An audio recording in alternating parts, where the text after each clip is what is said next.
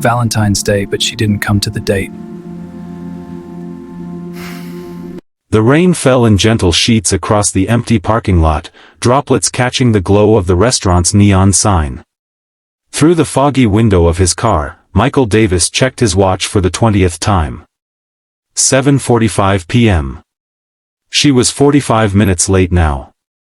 The bouquet of roses on the passenger seat had begun to wilt, much like his hopes for the evening. As he reached for his phone to check for messages, he caught his reflection in the rearview mirror, the carefully trimmed beard, the new shirt he'd splurged on, and behind the forced smile, the eyes of a man who had grown accustomed to disappointment. If you're feeling something already, this story might just break your heart before putting it back together again. Hit that like button and subscribe to join our community of storytellers and story lovers. Your support means everything, and trust me, you'll want to see how this one ends. Michael hadn't always been alone. 5 years ago, he had a wife, a home filled with laughter, and dreams that seemed within reach. Then came the accident that took Emma away, leaving him to raise their daughter Lily, who had just turned 3 at the time. The journey from that day to this rainy Valentine's evening had been a marathon of grief, single parenthood, and the slow, painful process of learning to live again. "Daddy, why do you have to go out tonight?" Lily had asked earlier that day, her 8-year-old face scrunched with concern as she watched him fumble with his tie. "Remember Ms. Jennifer from the bookstore? The nice lady who helped us find your dragon books?" Michael had explained, trying to keep his voice casual despite the butterflies in his stomach. "We're just having dinner to celebrate Valentine's Day." "But it's our movie night," Lily protested, clutching her stuffed unicorn tighter. The guilt had been immediate and crushing. Their Friday movie nights were sacred, a tradition born from those early days after Emma's death when neither of them knew how to fill the silence of the house. But Ms. Jennifer was the first woman who had made Michael laugh genuinely in years, and when she suggested dinner, he'd found himself saying yes before he could overthink it. "Grandma's going to watch all your favorite movies with you," he'd promised, kneeling to Lily's level. "And I'll be back to tuck you in. Pinky swear." Now, as the digital clock on his dashboard flipped to 8 p.m., that promise felt like a weight on his chest. He'd left Lily with his mother-in-law for nothing. Jennifer wasn't coming. There were no messages, no calls, just the steady rhythm of rain against the windshield and the hollow feeling of being stood up on Valentine's Day. Michael started the engine. There was no point in waiting any longer. As he pulled out of the parking lot, he caught sight of the restaurant's interior, couples leaning close across candlelit tables, servers carrying heart-shaped desserts, the warm glow of connection that seemed to exist in a different universe from his rain-soaked solitude. The drive to his mother-in-law's house was quiet except for the occasional swish of windshield wipers. He rehearsed what he would say to Lily, how he'd make it up to her, how they'd have an extra special movie night tomorrow. He wouldn't tell her about being stood up. His daughter had already seen enough disappointment. When he pulled into Patricia's driveway, the house was dark except for the flickering blue light of the television visible through the living room window. Michael sat for a moment, gathering himself.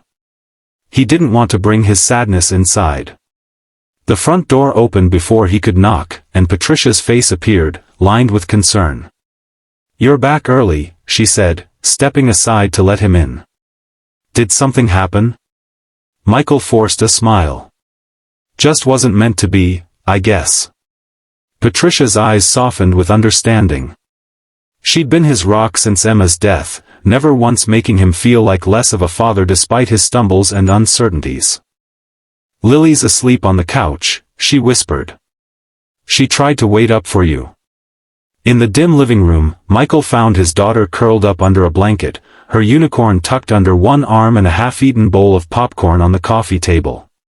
The sight of her, so peaceful, so trusting, made his chest ache. He'd missed their movie night for nothing. As he gently scooped her up, Lily stirred. "Daddy," she murmured, eyes still heavy with sleep. "Did you have a nice dinner?" "I decided I'd rather be with you," he whispered, carrying her to the car. On the drive home, with Lily dozing in the back seat, Michael couldn't shake the feeling of failure that had settled over him. It wasn't just about tonight. It was about all the ways he felt he was falling short, as a father, as a man trying to move forward, as someone worthy of new beginnings.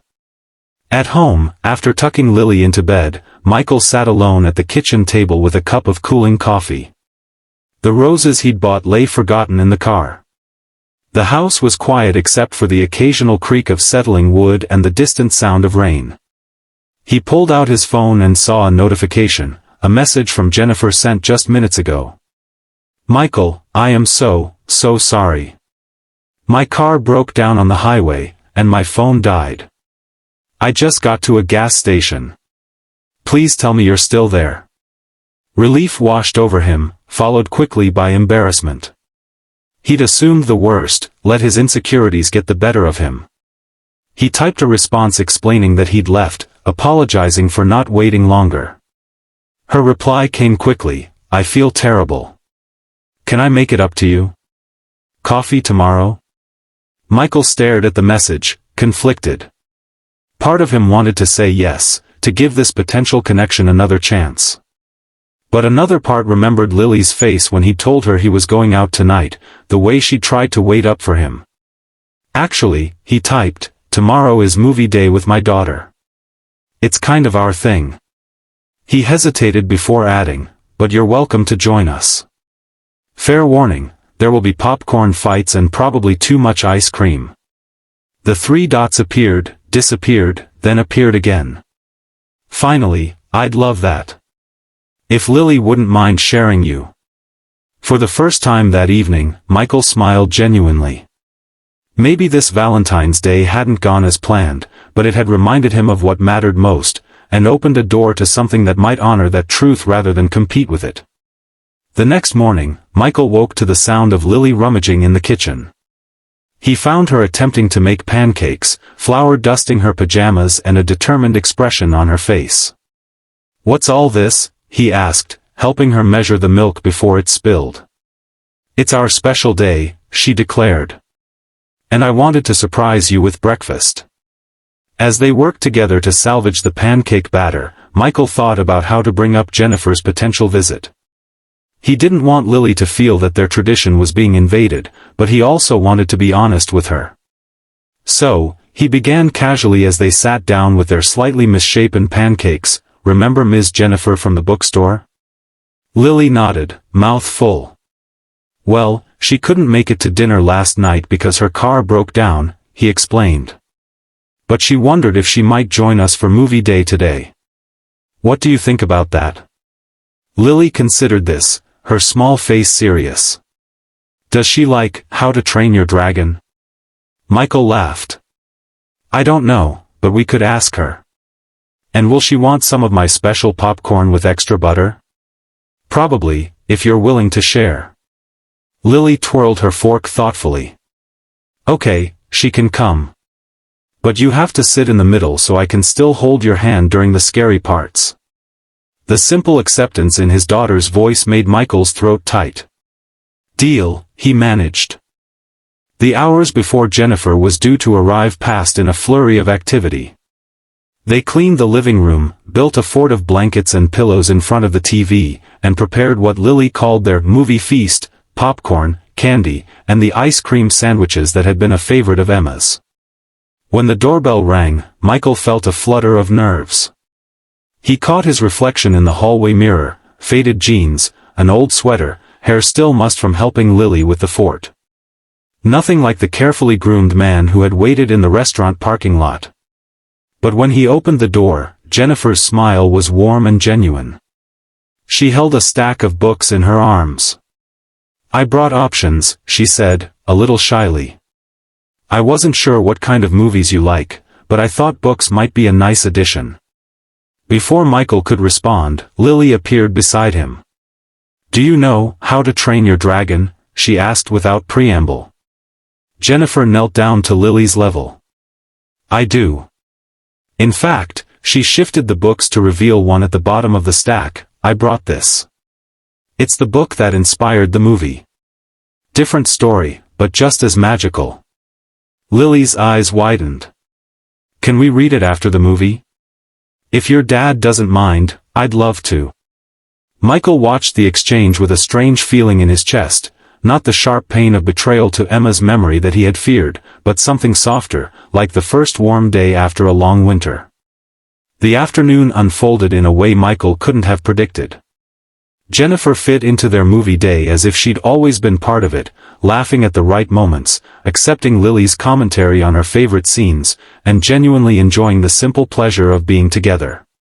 During a break between movies, while Lily was in the bathroom, Jennifer turned to Michael. "Thank you for inviting me," she said quietly. "After last night, I thought I'd blown my chance." "I'm glad you're here," Michael replied, surprised to find he meant it completely. "Me too. And for what it's worth," she added, "this is a much better Valentine's celebration than any restaurant could offer." When Lily returned, she settled between them as promised, but as the second movie progressed, Michael noticed she had fallen asleep, her head resting against Jennifer's arm. The sight stirred something in him, not fear or guilt, but possibility. Later, after Jennifer had gone home with a promise to return for their next movie day, Michael sat on the edge of Lily's bed, tucking her in for the night. "Did you have fun today?" he asked. Lily nodded sleepily. "Ms. Jennifer is nice. She doesn't try to make me talk about mom like grandma's friends do." The observation, so simple and yet so perceptive, caught Michael off guard. "No, she doesn't," he agreed. "And she makes you smile the real way, not the pretend way." Michael brushed the hair from his daughter's forehead. "The real way?" "Uh-huh. Like when we make pancakes or when you look at old pictures of mom." Out of the mouths of babes, Michael thought. "You're pretty smart, you know that?" Lily yawned. "Mom would like her, I think. Mom always said we should be happy." As Michael turned out the light and closed Lily's door, he felt a weight lift that he hadn't even realized he'd been carrying.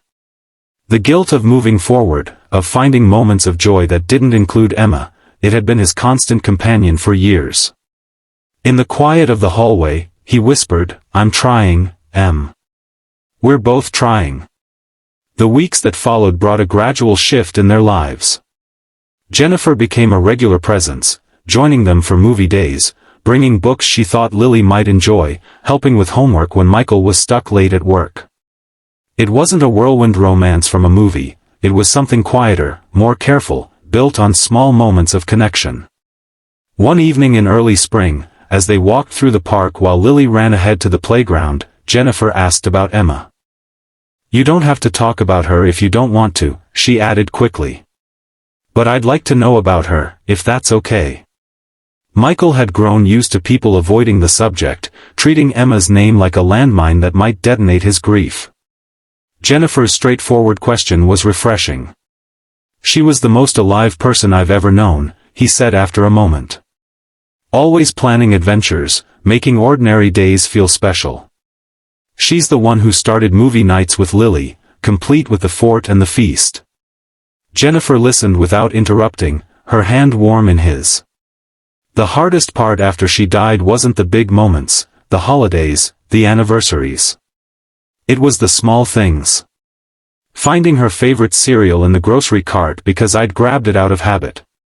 Turning to tell her something funny, Lily said, only to remember she wasn't there. "And now?" Jennifer asked softly.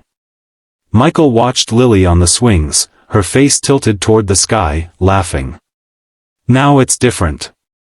The pain isn't gone, but it's not the only thing anymore. There's room for other feelings too." Jennifer squeezed his hand. "Thank you for sharing her with me."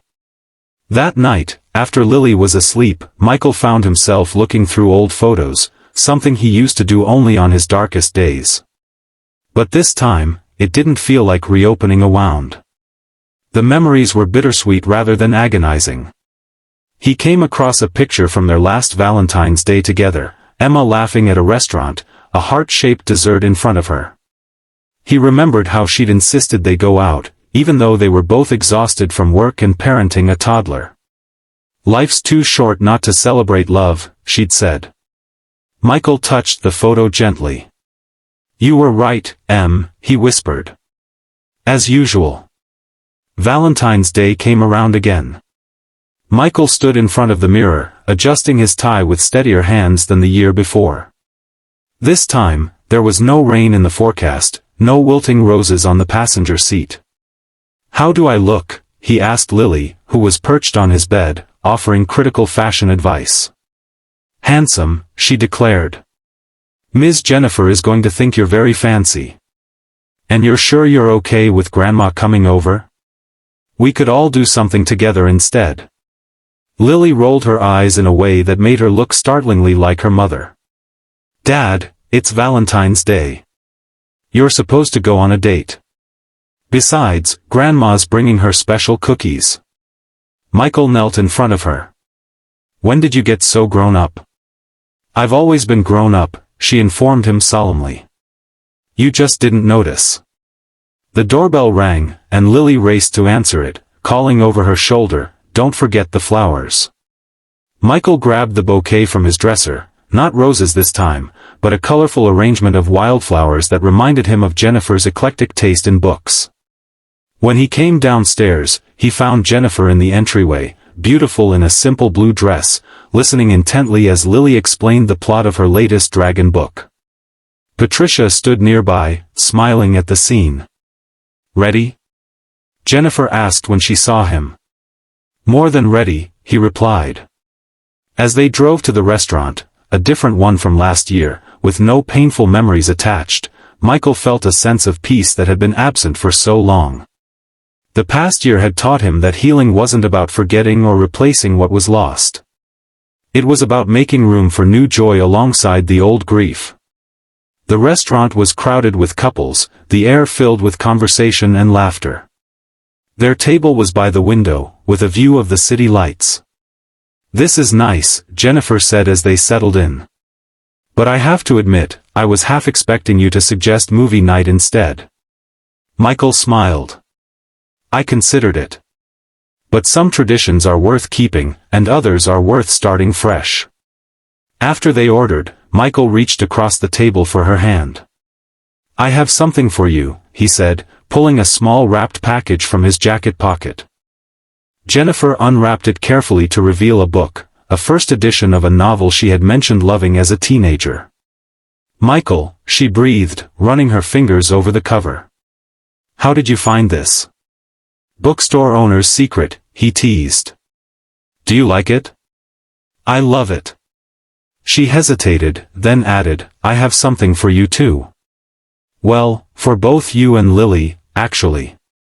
She handed him an envelope. Inside was a brochure for a dragon exhibition at the Natural History Museum in the city, along with 3 tickets. "I thought we could make a day of it next weekend," she explained. "They have interactive displays, fossil replicas, the works." Lily mentioned wanting to go, but said it was too far for just the 2 of you. Michael stared at the tickets, touched by the thoughtfulness of the gift. It wasn't just for him, it was for his family, acknowledging and embracing the reality that he and Lily came as a package deal. "This is perfect," he said. "Lily's going to lose her mind." As their dinner arrived, Michael found himself thinking about. As the city lights shimmered outside the window, Michael realized something beautiful. Last Valentine's Day had taught him what love wasn't, and this one showed him what love truly is. Not grand gestures. Not perfect timing. But choosing each other, again and again, even after loss. And for the first time in years, he didn't feel like a man who had been left behind by life, he felt like someone finally moving forward.